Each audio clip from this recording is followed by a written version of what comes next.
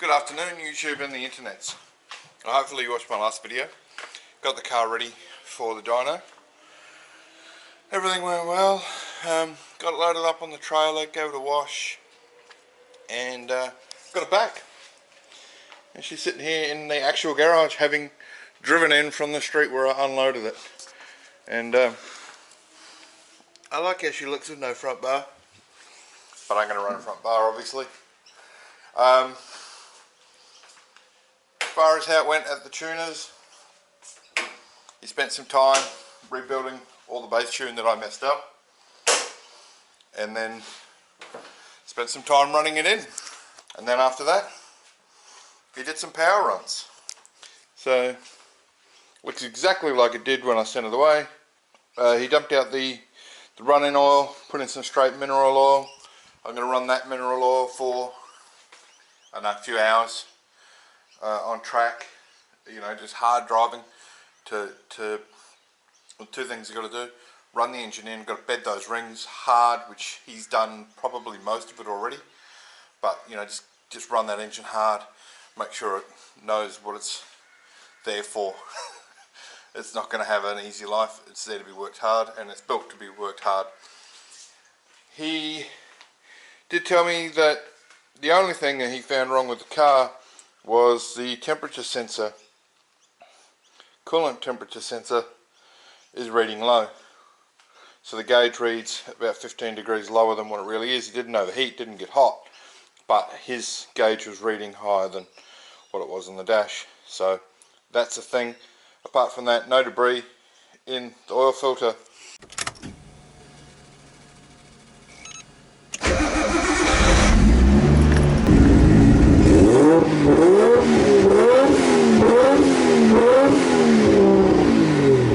It ran flawlessly. No leaks, nothing. It went perfect. And on low boost, which is all it's running on now, whoopsie, is 14 psi, that's gate pressure. So anyone on my Facebook page will know what this says already. For anyone else, go join my Facebook page, you lazy bastards, rather than waiting for a video to come out and me to tell you what it made. So, on the dyno, at 14 psi, it made a healthy and respectable 380 rear wheel horsepower on the rolling dyno, which is right about where I thought. I thought, you know, mid to high 300s at low boost. I thought they were 15 psi springs in the wastegate. Might be 14 point something. What does it say here? Actually have actual readout of the boost pressure. It doesn't. But you can see the gauge here. Makes the boost come. The boost comes on nice and early, and it stays nice and consistent all the way through. For gate pressure, that is really good, without the boost control actually doing anything to keep anything shut or open. I've probably just given you the rest of the numbers. The number I'm really happy with, which is all about what I've done with the way I've built the engine, this is a torque number. So peak torque, I've done the maths, is about 5200 RPM, and it's 695 Newton meters. So that's 412 foot-pound. So that's like, you know, V8 territory. Obviously V8s make that peak torque at a lower RPM, but they do dip as they get further through the rev range. They make less and less torque. They're in less and less efficient zone. This thing makes more and more torque all the way up to 5200 at the point where it's making enough where I should be towing the Falcon with this instead of the other way around, because of the amount of torque it's got. It's got a lot more torque than the Falcon does, but not at the points where you want it, I suppose, for towing. So very happy. As you can see, 101 Motorsport. That's where I got it done. Varun's the tuner there. He did the previous tuning on this car. My mate who owned the car before me, he was extremely happy with the tune. I knew the car and knew its performance always, so I knew what was going on there, and I was, you know, impressed and happy with what had been done to it. And then, yeah, he was the obvious choice for me to take it back there, because he sort of knew the car a little bit, and he sort of knew the story a little bit. Extremely reasonable price-wise, bit of advice. He was very lenient. Lenient's not the right word. I can't England right now. Basically, you know, a year ago when I was supposed to get this thing in, I had it booked in, and he was cool when I sort of cancelled it all last minute. He had no gripes about it. And then when I called him this time, he's like, yeah, just bring it in.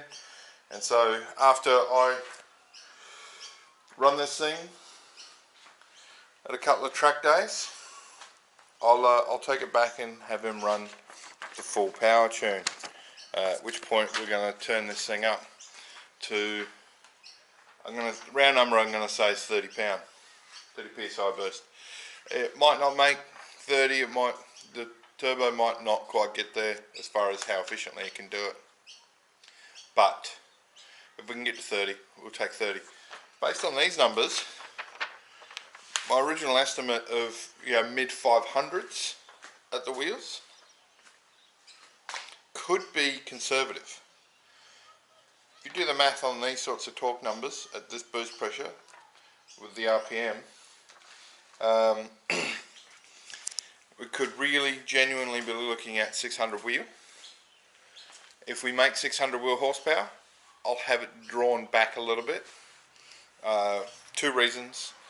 First one, everything behind the engine won't handle 600 horsepower, track driven, hard work, always. That's the main reason. Secondarily, it will be easier on the engine to be running track work at 550 horsepower rather than 600.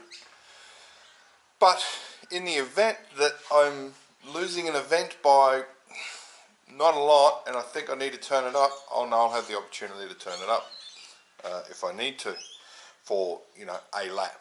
So for example, if I do go to Japnats and I do make the top 10 shootout again, like I did last time, but I had rod knock, no tyres and no fuels left to be able to participate. Next time I'll be able to participate, and I might just turn it up. It's only one lap, but ultimately we'll see. If I don't make 600, it's no skin off my nose. This torque curve here is what I've built this thing for. It's very broad, very flat, very sweeping. I've got a lot of torque down the rev range. Yeah, it's all the way through. It's very smooth and very flat, and that's what I wanted. So she's certainly no dyno queen. She's definitely built for the mid-range performance as intended, and as a result seems to confirm, currently at least. So what have I got to do now? Well, I've got a track day on Thursday this week, so I need to put the front bar on it, and I might take a passenger, well, i.e. driving instructor, not for driving instruction, but the driving instructor who's running the event. I know him, and I said, you know, if I chuck the seat in, he can come for runs if he wants. Because of the COVID-19 thing, it's one car on the track at a time. It's not the full track at QR, it's just a short track thing. I will not be able to make top gear and do big pulls. It'll be sort of third gear, but any driving's better than no driving right now, and QR are announcing sort of weekly or half weekly that they're sort of intending on looking at getting back as soon as possible, and what they need to do to facilitate that safely with the current coronavirus situation. Personally, I'm pretty sure that we can do motorsports fairly safely without spectators.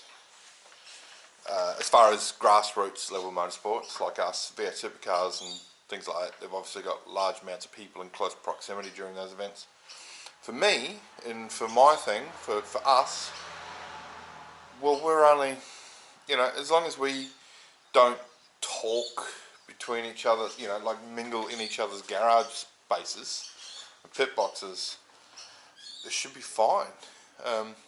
if you say allow one driver plus one crewman per team and per car, and you only allow, well, you don't allow people to go between pits and things like that. They've got to stay within their own thing. Potentially you reduce the number of pits available to keep some spaces in between them. I don't know if that would be necessary, but that would be an extra step you could do just to be able to get it done. Is that financially viable for the track? I don't know if that many cars gets in what they need to do. The event I'm going to on Thursday is fairly expensive, but I do get what I get to myself for an hour, so you know, and it's worth it for me. So that's a thing. Yeah, look, they're looking at it. They're the pros at it, and they'll make the decisions they make. I just really hope that they get track days happening soon, because I'd really like to get the kilometres under the belt, not just for the car but also for me. So it's been 3 years since I have driven this car in anger. I've driven this car in anger twice. There's a lot of time left out there for me just in driving better. I did drive the 300ZX. It was fun 2 years ago, but it was not even remotely like driving this thing. Well, it's not comparable. So I'm going to be rusty as all get out at high power levels, obviously, with sticky tyres and an actually fast car. So I need all the track time I can get. Yeah, so that's it. I'm going to slam on the front end and a seat soon. The seat's down in the shed. I'll head down there, get it, clean it up because it is dirty as all get out. Oh, and I'm going to need to put a seat belt in the passenger side too, because currently it doesn't have one because lightweighting. But yeah, I just thought I'd let you know it went mint. I couldn't be happier. And for those who know the history of the car and why I have it, you'll understand why that means so much to me. If you don't, if you're new to the channel, go back and look through the old videos. Look back to just before this car turns up on my channel, and you might understand the importance of it to me personally. Also, my lawnmower's broken, so don't judge me. It's over here, this pile of trash. The axle came out and the wheel went under the mower. It ate its own wheel, so I've replaced the wheels, but I've got to find a way to stop that axle from popping out, because it will happen again if I don't do something about keeping it in there. Apart from that, yeah, I haven't got much else to say. I think I've said quite a lot. This is like a 10-minute long diatribe. But just look at it. Just look at it.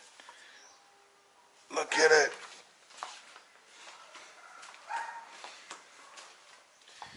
And it went perfect.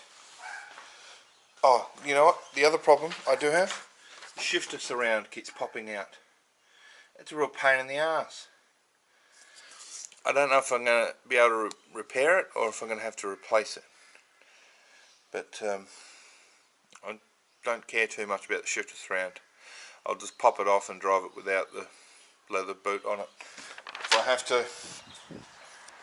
But yeah, that's it for me for today.